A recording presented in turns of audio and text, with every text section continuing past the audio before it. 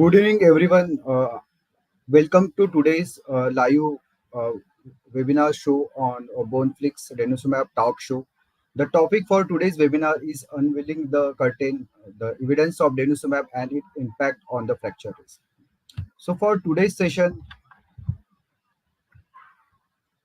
I am honored to welcome Dr. Vinay Agrawal as a speaker for today's program. And Dr. Also, I welcome Dr. Nitin Kapoor as a host for today's program. So Dr. Vinay Agrawal has a vast experience in this field, who has managing such kind of condition uh, in the daily practices and is currently working in Ultimis Hospital, New Delhi. And Dr. Nitin Kapoor is currently working in CMC Vellore, Tamil Nadu. So I hand over session to Dr. Nitin Kapoor. Over to you, sir. Thank you, Dr. Nishikant. And I think it's a great privilege and honor to be on this platform. I think we need more and more such sessions where we cross talk between specialties, orthopedics and endocrinology. We do a lot of common work, but I think talking to each other, we learn from each other, but we also educate all the audience and the viewers who've also joined us today. And it's my privilege to welcome Dr. Vinay Kumar Agarwal, currently the head of the Department of Orthopedics at the Artemis Hospital, New Delhi. Dr. Vinay has a very illustrious career, just going through his CV right from early days from prestigious colleges from MAMC in Delhi to Safdarjung, and a very good stint in the UK as well, and has been working with the NHS up to 2016, and thereafter several hospitals in India, and one of the renowned orthopedicians that we have today in our country, managing both orthopedics and sports medicine. And today we are talking about molecule Denosumab, which is helpful for treating osteoporosis. So just before we start, Dr. Vinay, I thought I'll just give a very brief 2-minute introduction for all the audience who've joined us. How important this topic is when we talk of osteoporosis today. When we look at data, whether it's from North, West, East, or South India, including data from our center, what we find is that about 50% of postmenopausal women in India have osteoporosis. So that's huge, but even men are not spared. Men are probably just lagging a couple of years behind, but they also have osteoporosis. Maybe by the age of 60, another 50% of men also have osteoporosis. But what we are really worried about is a fragility fracture. And why we are worried about fragility fractures is something like a hip fracture that Dr. Vinay would manage sometimes is something which is lethal. Even in the best of countries, in the United States, the mortality of a hip fracture is 30%. 1 in 3 people who develop a fragility fracture of the hip joint would die within a year. So I think this is the importance of this particular topic, which is so common.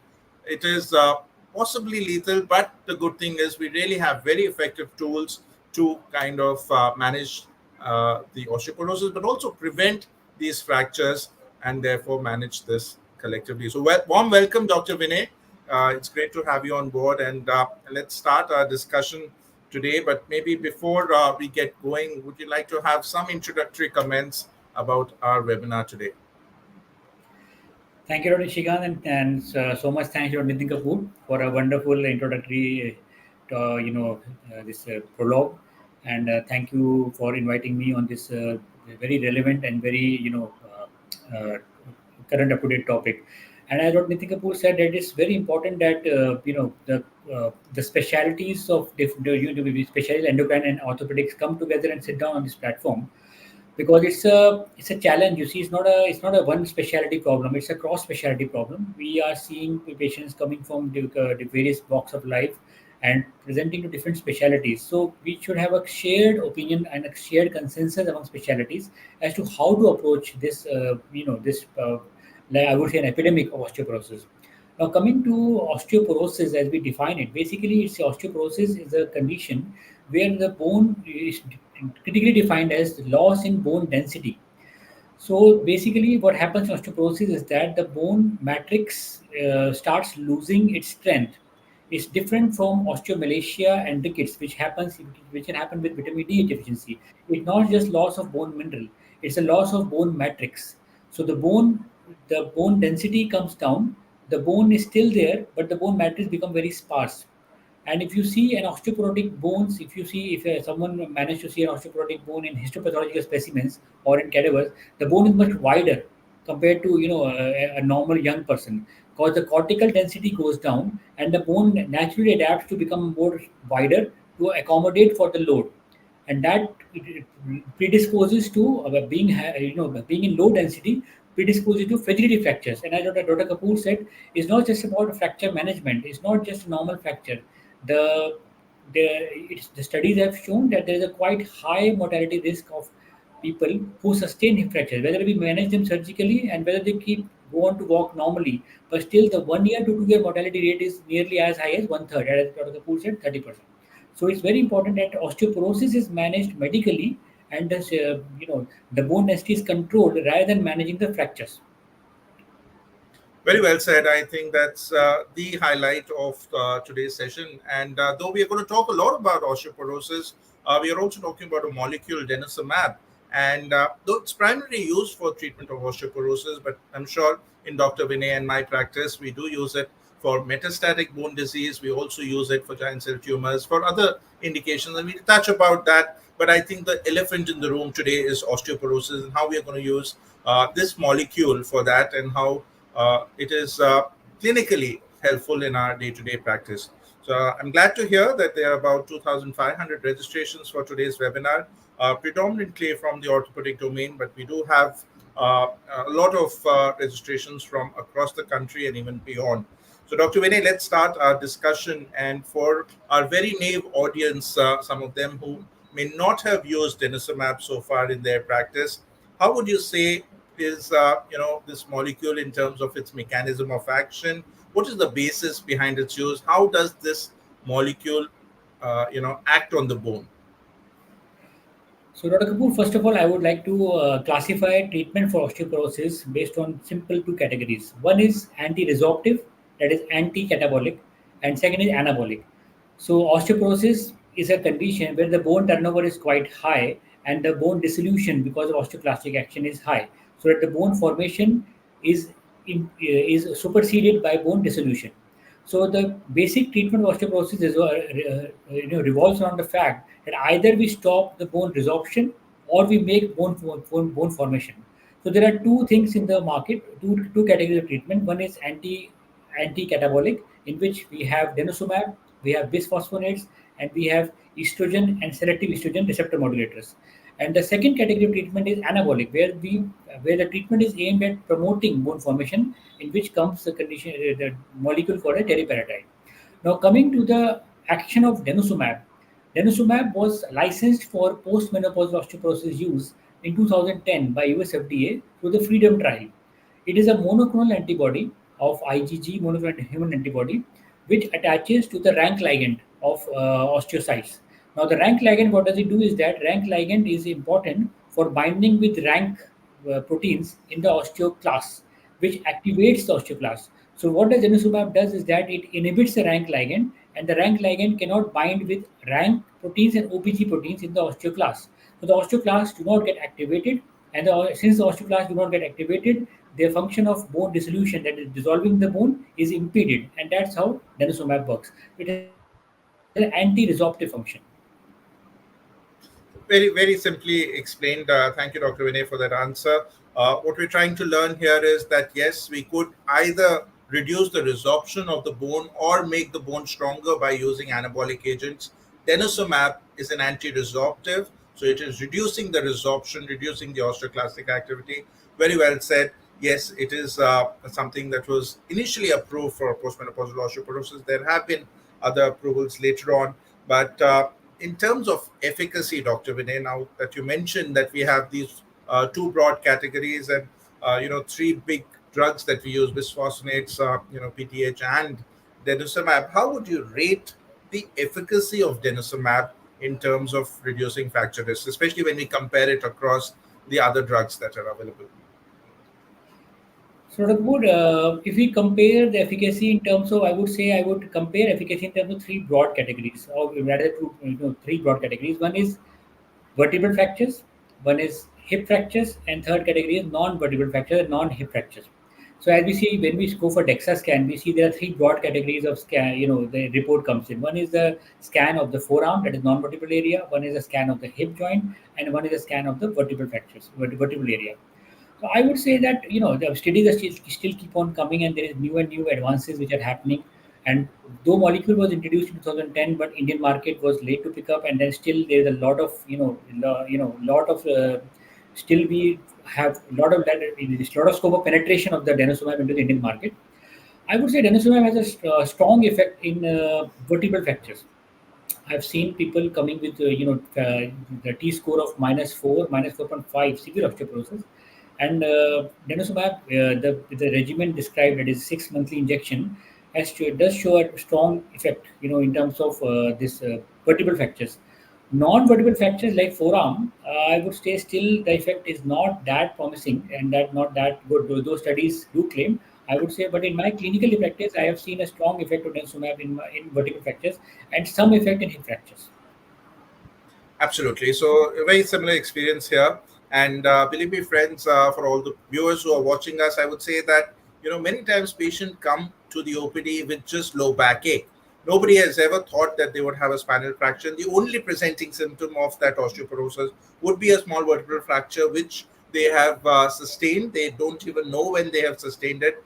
And this small fracture would beget another bigger fracture in future. And I would say this is a very big window of opportunity to see. And as Dr. Vinay said, this is a drug that works wonderfully well for spinal fractures. The pain resolves, the fracture prevention is much better. If I was to cap it to a number, I would say about 60 to 70% relative risk reduction of fracture. So 60 to 70% chance of reducing fracture is a huge number for any drug, for any chronic disease, I would say. So definitely very effective for spinal fractures, to some extent to the hip fracture. But Dr. Vinay, for all our audience, some of them again would be naive. Would you like to tell us, you did mention that it's once in 6 months. Would you tell us how much is the dose and how do we administer it? Which route do we use? So denosumab comes in pre-filled syringes. Now we're thankful we have the good pharmaceutical companies and which are providing denosumab at much lower cost nowadays. The initial costing was to be very high.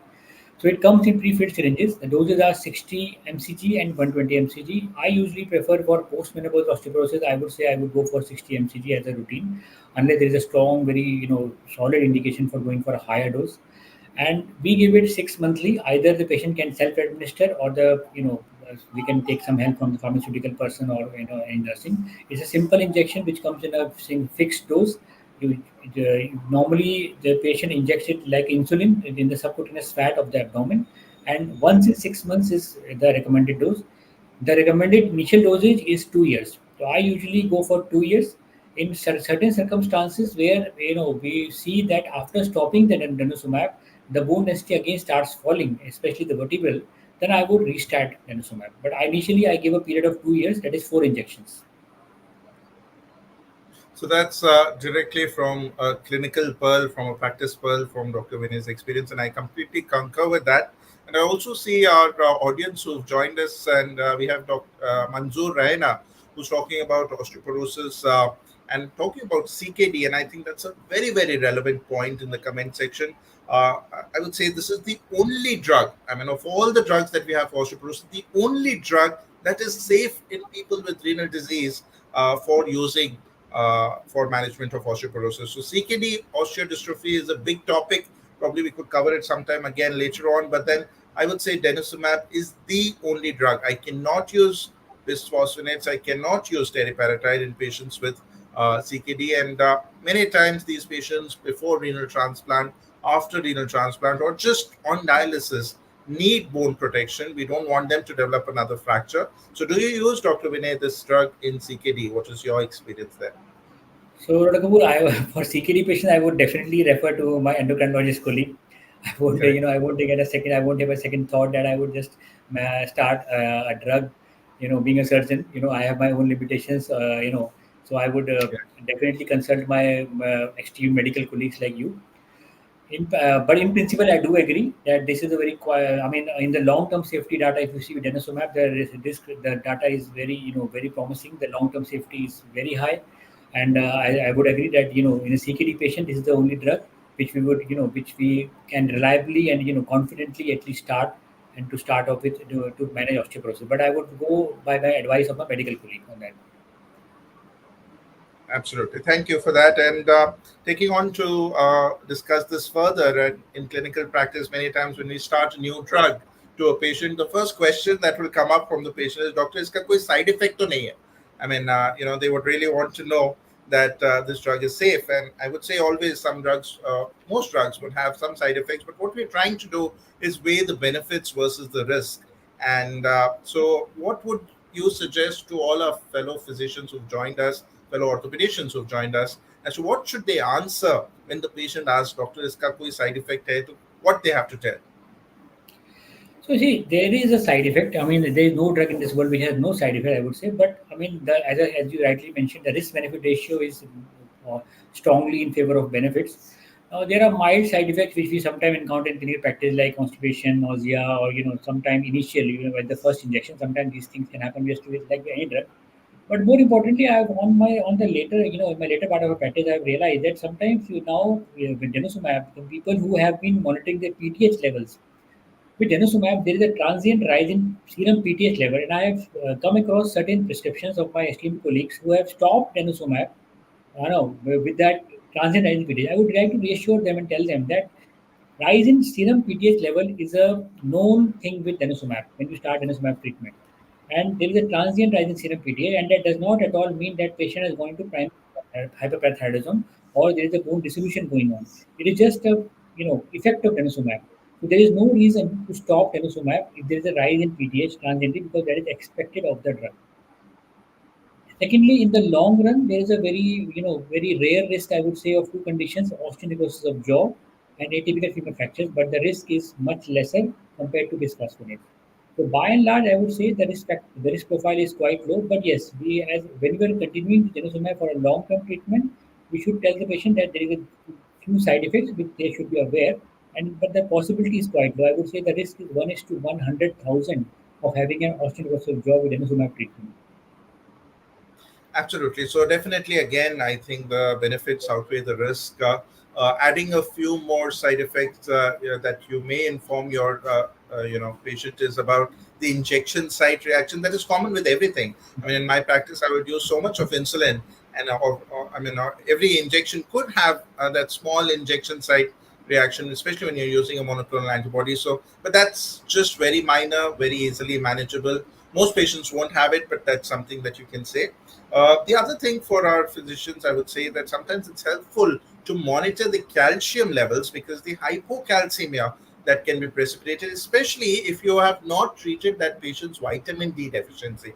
So I think in addition to what Dr. Vinay said, maybe two additional points that I would add is the injection site reaction, and make sure your patient is well supplemented with vitamin D. We do not want any hypocalcemia to precipitate.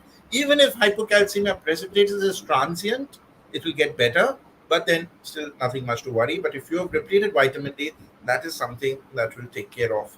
But moving on with the side effects, Dr. Vinay, if I have another question for you, especially during COVID, when many of our patients could not come back for follow-up, they were on denosumab once in 6 months, and then suddenly everything was locked down. Some patients didn't come back for a year, especially in a place like Vellore, where most of my patients come from different parts of the country, and they wouldn't come for a year or two, and then people started missing their denosumab because the hospital phobia, going to the hospital, infection, COVID, all of that. So what is this so-called risk of rebound fracture when people discontinue? And already you mentioned it is important not to discontinue for the transient PTH rise, but what is the risk of rebound fracture on discontinuing and how we can prevent that?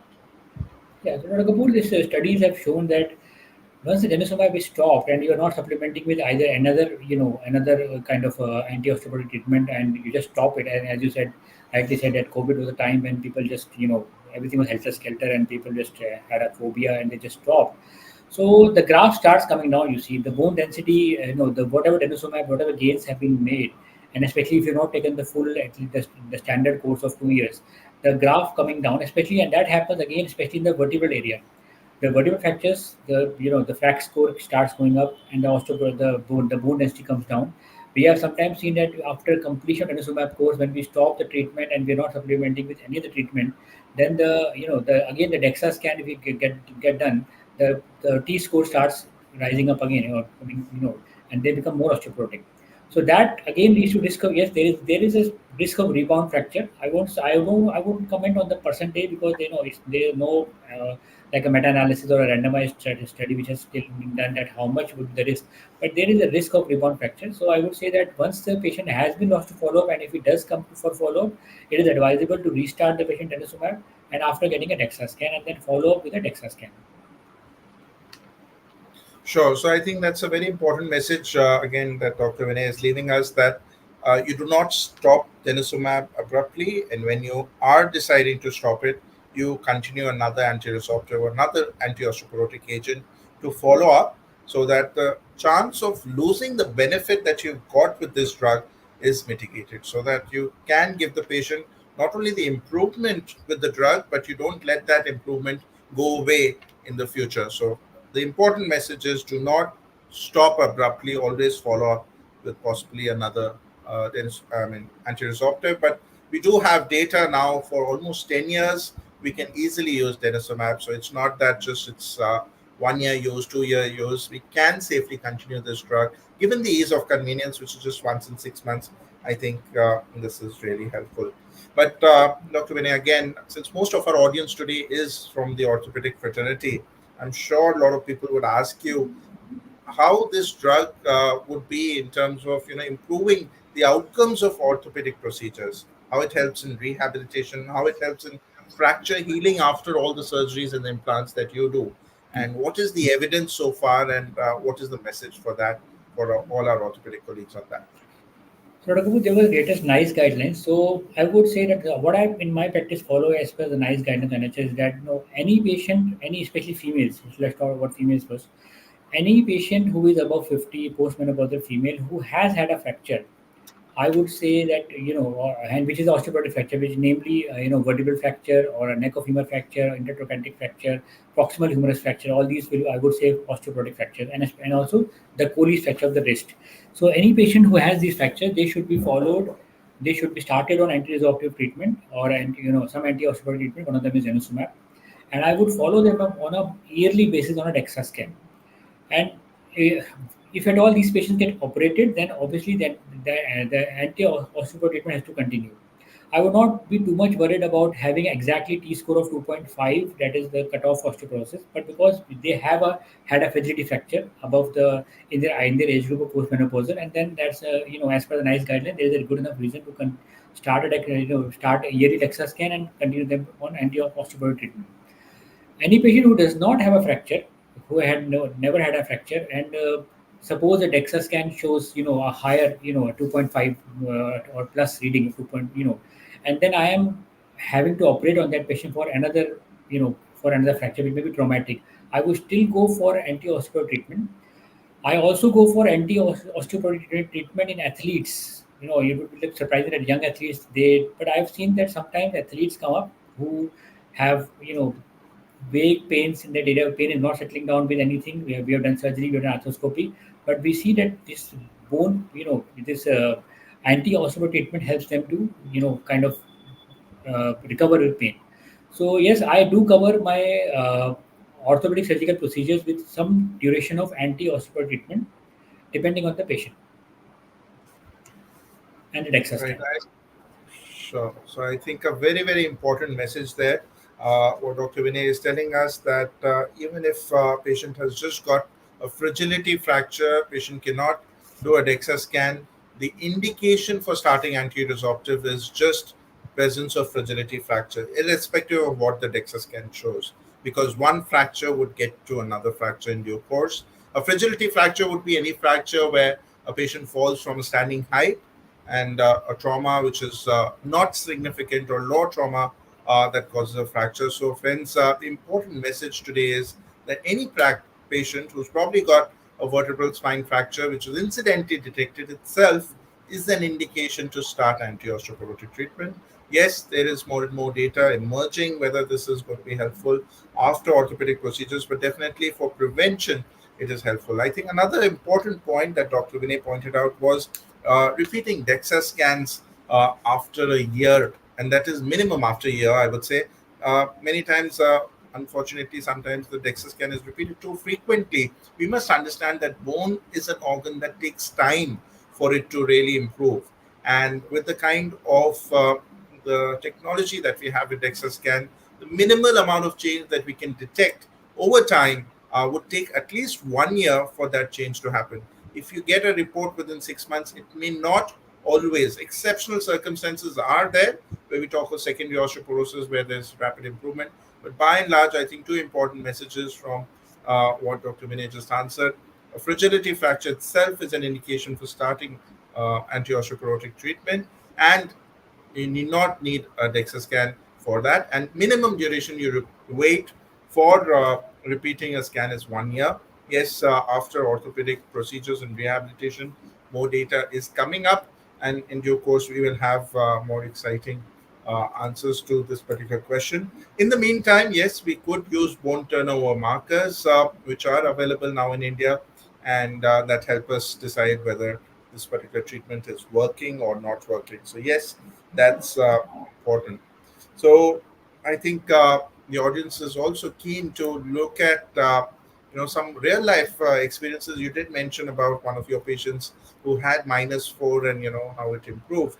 But you would like to share any other patient experiences with denosumab? What do patients come back and tell you once they are on this particular drug, Dr. Vinay?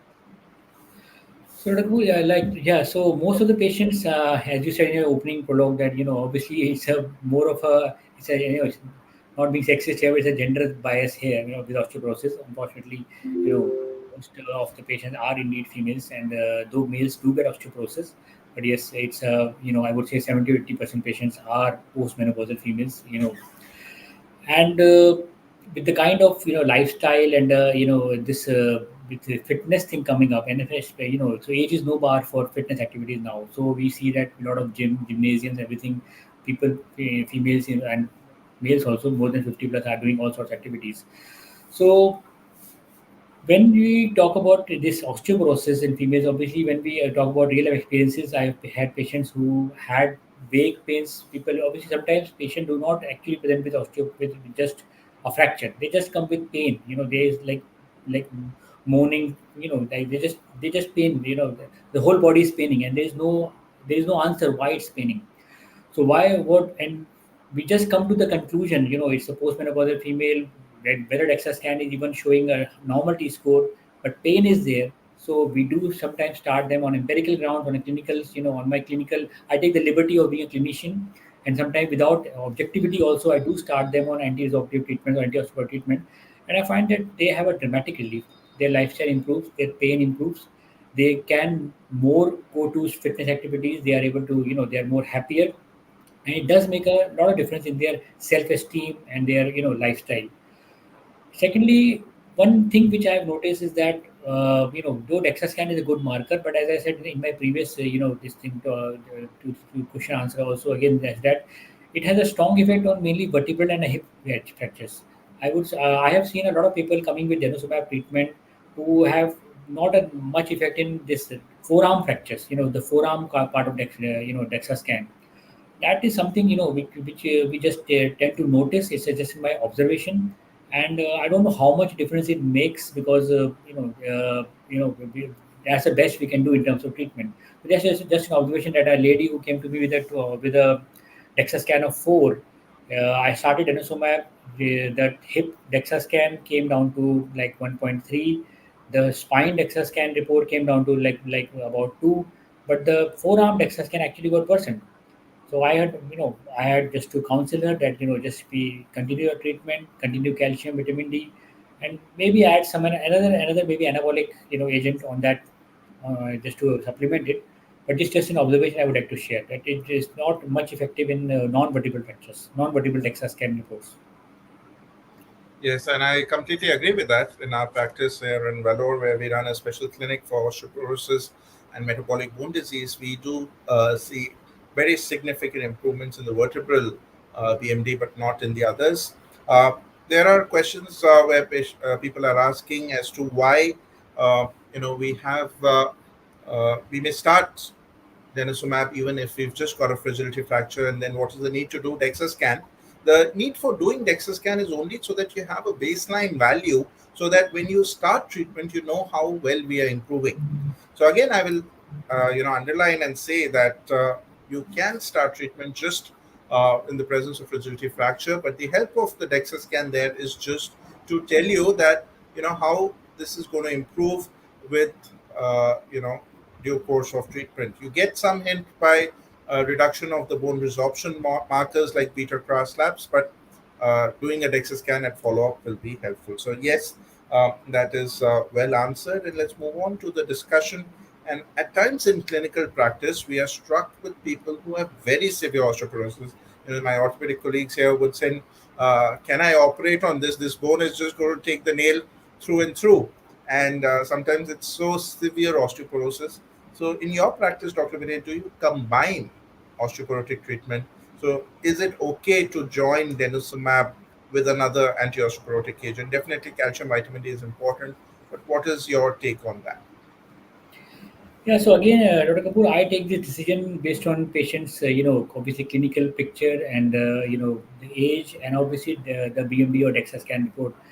I would say that as a first line treatment and the kind of affordability now denosumab offers and the kind of, ease of availability is there, I would start with anti-resorptive treatment as a first line when the DEXA scan score is around 2.5. But as you said, when severe osteoporosis or patient who has had a fragility fracture and we see that there is a severe osteoporosis also, I generally choose to have a combination of an anabolic and a catabolic, anti-catabolic thing. So I would combine, a recombinant, uh, parathyroid hormone treatment that is teriparatide, along with denosumab. That because that's the only combination which combines the anabolic and a anti-catabolic thing. Sometimes I combine denosumab with in females with estrogen. Some because they have other symptoms also like hot flushes and hormonal symptoms. So I choose to start them with in consultation with gynae colleagues along or medicine colleagues. So with renoxifene or selective estrogen receptor modulators plus denosumab. So that controls the hormonal part as well as the anti-resorptive effect of denosumab is there. So yes, I do combine drugs based on clinical picture and DEXA scan reports. Absolutely. And another way in my practice, the way I would combine these drugs would be more not direct combination, but as a sequential drug.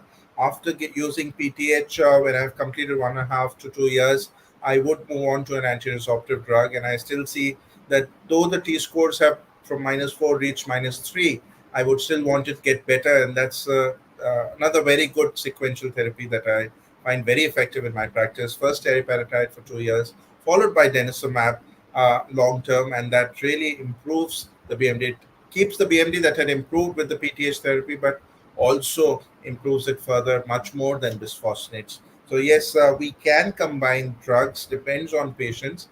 Again, something that I would like to highlight here is that we have to make sure that these patients are on calcium and vitamin D supplements all throughout. It's just like putting bricks but no cement, then that's not going to help.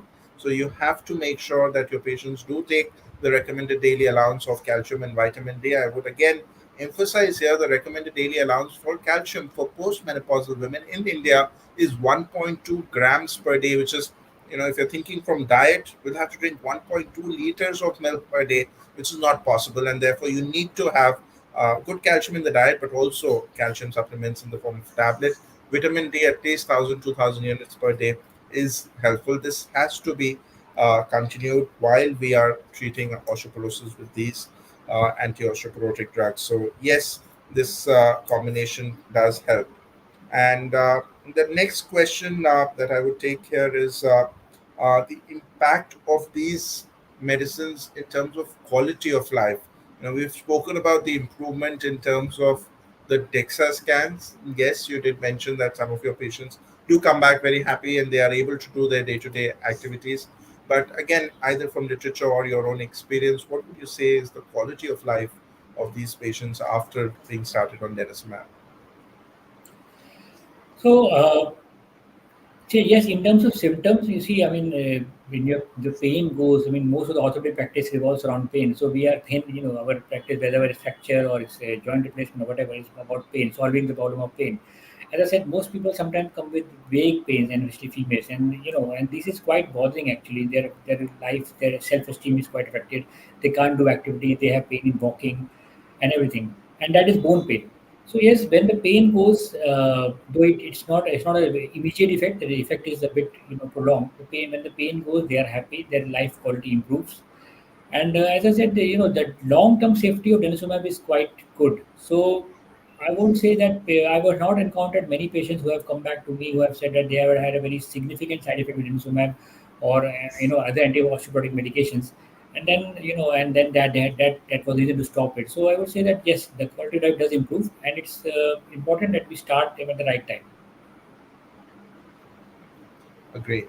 So I think there are a lot of questions there that are coming in the chat box. But before we move on to that, cautious of the time that we are running into, Dr. Vinay, one last question from my side before we take the audience questions, and that's on future directions. We have a lot of research on denosumab, but what do you think is the future of this drug in terms of newer indications, in terms of newer data that is coming up? And this drug is rapidly being studied in different studies. So what would be your thought on that? So as of now, you see, denosumab when it was introduced in the world, it was mainly for the giant cell tumor. It was mainly for malignancies, and that was the initial indication of denosumab, the monoclonal antibody, and for cancer patients. And that initially was not licensed for osteoporosis, but then in 2010 with the freedom trial and everything, US FDA approved it for for this post menopause osteoporosis. So indications you see keep on evolving. Studies obviously help us. That's how literature grows. In my clinical practice, I would say that I've realized that it's just not about osteoporosis. Sometimes we just have pains, and even in younger patients, though DEXA scan is there, but there are still like bone turnover marker you mentioned. Sometimes bone turnover markers are high and DEXA scan is normal. So we need to have that broad vision of things. That if patient has pains and we cannot find a reason for those pains, think of something happening with bone turnover. Even if DEXA scan or bone mineral density test is normal, but that doesn't always stop you from thinking more in terms of bone turnover defect. Second role of DEXA scan, I would say, will be in my practice would be an avian, avascular necrosis of hip. It happens in young people, and there was a data from certain studies when bisphosphonates were used, and they have showed a remarkable improvement in avian rates. So avian has no cure. So I think denosumab has a role there. I have given to some people also. I've started giving denosumab along with bisphosphonates to my patients who have avian, and I've seen that there's still the data. I don't have any long term data for that or not a number of patients who consider it, but I've seen anecdotally that giving anti-osteoporotic medications in avian patients does help in recovery, does help in healing of avian, especially stage 1 and 2, and people do improve. And a third role in future would be in athletes, high performance athletes. High performance athletes have a very high demand on their bones for various reasons, like sprinters or javelin throwers or whatever. And the kind of demand on the bone does involve something which grows the bone more or helps in less bone dissolution. So I think denosumab could have a role there also. So that would be my future directions. So thank you for sharing all those probably off-label indications. But as you mentioned, for avian, we don't have any other option, and then it's always wise to take a patient's consent that we can tell them that yes, this is not officially indicated, but this is a possibility, and we do see improvement, and similar anti-resorptors have shown improvement in the past. So yes, after taking a due consent with the patient for your own biomedical safety, I would say it is possible to use for these off-label conditions. But I think another point that really came up from your answer is, as you mentioned, that giant cell tumor was one of the early indications for this drug, and this is in stark contrast with the use of teriparatide. And I see a lot of questions in the chat box around that. I think one point that I'd really like to highlight is being an anabolic agent, teriparatide or PTH should not or never be used in patients with past malignancy, in stark contrast with denosumab, where we are using this for a giant cell tumor. So I think this message should be there within the patient. So if you are dealing with osteoporosis in a patient who's being treated for cancer, you cannot use PTH but denosumab would be still an effective option. So I think that's great, and thank you, Dr. Vinay, for answering all my questions. I am still conscious of time. I don't know how we just quickly spent 45 minutes so fast, and there are still a lot of audience questions to answer. And before I summarize what we've really heard from Dr. Vinay, I think let's take up a few of the audience questions that have come in. And there are questions in terms of Alzheimer's and Parkinsonism, all diseases that happen in the elderly, and so does osteoporosis. So, is denosumab helpful for any of these ailments with neurological disorders? Overall, data is still to emerge for us to say anything strong. But Dr. Vinay, any comment on that from your side? So obviously, I am not dealing with Alzheimer's and Parkinson's in my clinical practice.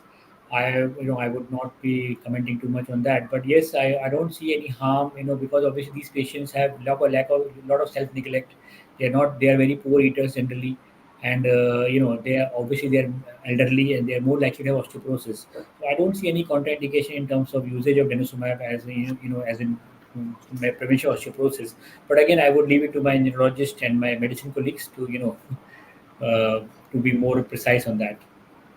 And maybe another point is that these patients, as you said, are bedridden, so their vitamin D exposure is also very low. And if you are using denosumab in them, you should make sure that you replace adequate amount of vitamin D before you start denosumab. Dr. Malikarjun is asking about do we need to augment denosumab and with anabolic agents? You've already addressed that with vitamin D supplements, and this he's asking again. So in osteoporotic lumbar vertebral fracture, would you sometimes augment denosumab and teriparatide together? I think you've answered it as yes. Would you like to add anything more to that? Again, as I said, osteoporotic fracture is indication for me to start anti-osteoporotic treatment regardless of DEXA scan. And if DEXA scan, but yes, I would do a DEXA scan. As Dr. Kapoor rightly said, that it's a baseline investigation. We want to monitor that. And if there is an osteoporotic fracture and DEXA scan shows a T score off the roof, like 3.54, then yes, I would go for a combination of anabolic medication plus denosumab. Perfect. And Dr. Ashok Agarwal is asking again, when you use denosumab for spinal fractures, how long do you give in your clinical practice? You did mention, but how would you answer that question? How long would you like to give? So in terms of treatment, when once I start denosumab, the minimum is 2 years. But as Dr. Kapoor rightly said, that now studies have come up that up to 10-year efficacy and safety record is there. I have not given anyone more than 3 years. I would say I've not tried that long treatment denosumab. But yes, once I stop denosumab, I do start them on some anti-osteoporotic medications, whether bisphosphonates or whether teriparatide or something, because it has been shown that once you stop the anti-osteoporotic treatment, the bone density starts falling again. So they need something for a long time. I think that's a very, very important message. You never stop it abruptly. Follow it up with another antiresorptive. In my experience, I would have used for many patients 6 to 7 years as well, and they're doing well. And data is there to support that you can use it for 10 years as well.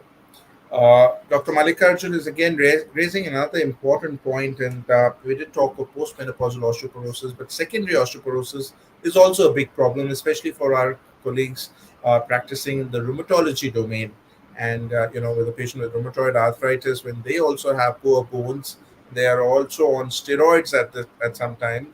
That adds on to the misery of the bone. And if they have a fracture, is it safe to use in patients with rheumatoid arthritis? Yes, so I mean, in terms of safety record, I know I don't see any contraindication in usage with people with arthritis or people who have steroids. But yes, it's a very challenging problem. People who have secondary osteoporosis, because steroids are known to cause osteoporosis. So these people who don't do really that well, like compared to primary osteoporosis. So people who have steroid-induced osteoporosis or secondary osteoporosis, I think there is a strong likelihood that you might need to supplement them with a combination of drugs, whether two antiresorptives or one antiresorptive anabolic, depending on the DEXA scan scoring and their response rate and those sort of things. And obviously, steroid stoppage is a thing, but again, you can't just stop steroids if it is indicated, in that particular clinical scenario. Correct, but as we are seeing more and more, these monoclonal antibodies coming in, I think in my practice also I'm seeing less steroids now from rheumatology colleagues. And also, if we are seeing steroids, they're the less toxic ones, like deflazacort instead of using dexamethasone and prednisolone, which was the case before. So yes, it is definitely safe, Dr. Malikarjun. You can use uh, easily denosumab in patients with rheumatoid arthritis. Krishna Agarwal is asking if the patient has not come for the second dose, what do you do? Sometimes in practice, patient has taken the first dose in January, they're due for their next dose in July, but patient comes up in September.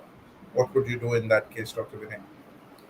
Yes, compliance is a problem, especially in a Indian scenario. In our practice, I normally don't give denosumab in my, it's not like we call them to clinic or hospital.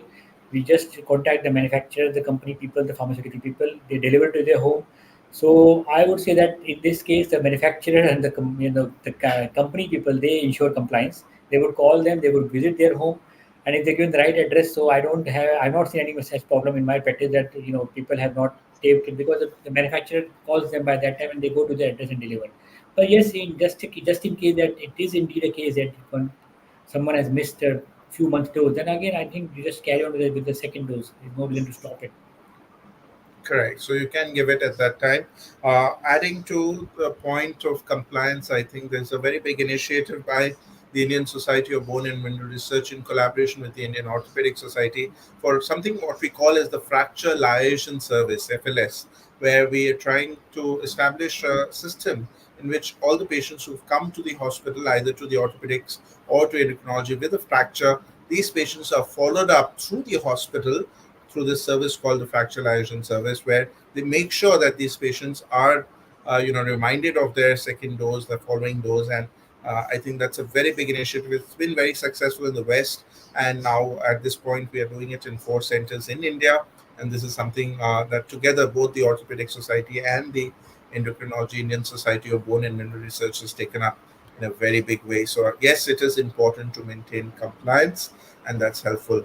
So sometimes again, patients, Dr. Ashok Agarwal is asking that patients cannot afford the drug. So is it okay after taking denosumab for a while? Can we switch over to bisphosphonates or any other anti-resorptive therapy? Yes, affordability was an issue. I would say was because there was the cost was it used to be very high for denosumab. I mean, just probably COVID time and even a couple of years back. But now the newer molecules have come up, newer pharmaceutical once it has come off patent, so now the cost has come down. It is, I won't say it's not affordable now, because the cost of 6 months treatment denosumab is, I think, almost would be as equal to going for a weekly dose of alendronate or a risodonate, something like that. That is one point. Yes, but if supposedly affordability is indeed an issue, and you people be really pedantic about it, that you don't want to spend a penny more than what bisphosphonates you spend for, then yes, bisphosphonates are a viable option. I don't think any, they are time tested and they can be continued in place of denosumab. Perfect. And I think the last question from the audience is by Dr. Aditya Lamba, who's talking about BMD in type 2 diabetes and how, bisphosphonates, denosumab affects the BMD of a diabetic patient. Maybe I could take that. So, yes, very rightly asked Dr. Aditya, diabetes is a big risk factor for poor bone health. And the irony is that patients with diabetes will develop fracture even at not so bad BMD. So BMD can be falsely high in people with diabetes because of several mechanisms, right, from glycated A1C to the cytokines. I'll not go into the details, but what can happen or what you can do and what is recommended both by the Indian Society of Bone and Mineral Research guidelines and the American Bone and Mineral Research guidelines is that you use trabecular bone score, bone microarchitecture for assessment of bone health in diabetes. This is done through the DEXA machine, the same machine that we use, and just an additional software, but that tells us the bone quality much more. But if you're asking me whether the efficacy of denosumab would be different in a patient with diabetes as compared to somebody who doesn't have diabetes, the answer is no. The efficacy has been shown to be similar. You can safely use denosumab in patients with type 2 diabetes as well. So don't worry on that. And for monitoring, maybe bone microarchitecture is helpful. The two last questions, which are just sneaked in as the last minute, and I aware that we just have a couple of minutes to close. Dr. S.K. Verma is asking, role of denosumab in bone metastasis due to cancer. What should be the dose schedule, Dr. Vinay? So initially, denosumab was indeed licensed for cancers, as we discussed at UGCT. In a bone metastasis patient, I would go for a 120 mcg denosumab, personally speaking, because the bone metastasis is quite toxic to bones, and there's a lot of bone turnover because of neoplastic syndrome. So yes, indeed, I would start denosumab on a bone neoplastic on a patient with neoplasm or a metastatic cancer for whatever reason, and the dose would be 120 mcg, but the schedule would be the same, six monthly, and that would be my call on it. But again, I would consult my oncologist colleague on that. Yeah, and sometimes you can, also give it more frequently. Life expectancy of these patients is sometimes not much, and so we're not really be giving a very high cumulative dose. And if the bone metastasis is a big problem, I think keeping the patient comfortable, reducing the pain. Sometimes we do end up giving much earlier also instead of 6 months. And Dr. Bharat is asking, is it safe in old age with multiple comorbidities? I think over and over again, this is a message that has been emphasized during the webinar. I completely agree. Yes, it is safe in old age. Osteoporosis is a disease of old age, and with old age comes several comorbidities. So the answer is probably yes from my side. And Dr. Vinay, anything more to add to that? Yes, of course, I do agree with that. Yeah, say. Great. So I think with this, we've had an exciting 54 minutes. And that we've really completed in a very short time, I feel. There were a lot of questions. Thank you, audience, for asking all those questions. Maybe a quick 2 to 3 minute summary of what we really learned out of this webinar. We started with discussing about the mechanism of action of denosumab, how it is an anti-resorptive drug. We saw how it is placed in the bigger treatment armamentarium of osteoporosis between anti-resorptives and anabolic. This is one of the potent drugs that we have in the market. We discussed about the key efficacy, and again, it is very helpful for vertebral fractures, as Dr. Vinay mentioned. The relative risk reduction for vertebral fracture risk reduction is 60 to 70%. So very, very effective. Some effect on the fracture, less effect on the other peripheral fractures. Long-term safety, again, we have data for up to 10 years. Patients do ask about side effects. Apart from minor side effects of the injection side, we did talk about the rare side effects of osteonecrosis of the jaw, but that's really, really rare. Rebound fractures is something that you have to be aware of. So never stop this drug abruptly. Follow it up with another anti-resorptive so that you can prevent rebound fractures. Overall, whether this drug is helpful in terms of fracture prevention in orthopedic rehabilitation, more data is required. There is emerging data on this field, but again, the important point that we learned was that yes, you can start denosumab even if there is just a fragility fracture, irrespective of the DEXA scan, and it is important to follow up the patient with the scans to see the improvement. You can also use bone turnover markers. Real life experience, both Dr. Vinay and I would agree that patients do come back very happy. The pain goes away, their quality of life is good, they're really happy. And it's hard at that age with bony pains to make a patient happy. So I think this drug is doing real wonders. It does improve the quality of life.